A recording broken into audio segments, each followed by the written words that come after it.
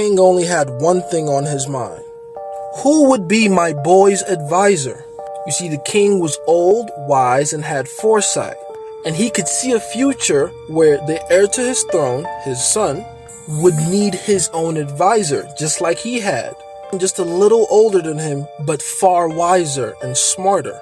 A well of knowledge that he could draw from and gain good counsel and advice from. But also someone he could trust with his own life.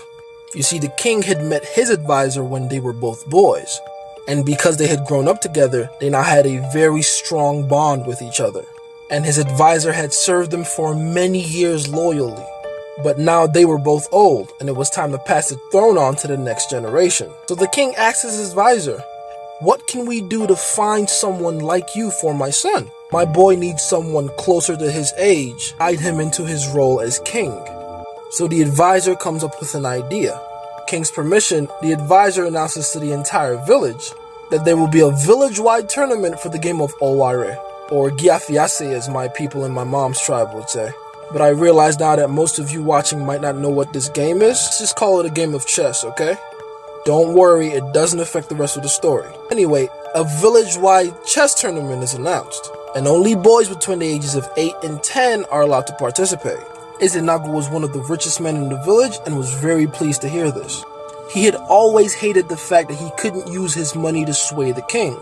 So finally, here came a real opportunity for him to have some real power in the village. Power that his money couldn't buy. His youngest son Obina was 9, perfect age, and was at the top of his class at the best school in the village. Also a gifted young chess player, so Izanagu had nothing to worry about. Which is why he was surprised when Chukuma decided to offer his services.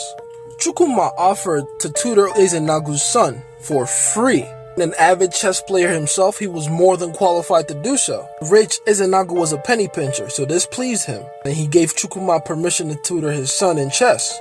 Fast forward to the day of the chess tournament, and it was Chukuma's son that was announced the winner. You see, Chukuma was a lot craftier than most people gave him credit for. He had lied to Obina and told him that there were certain new rules of chess.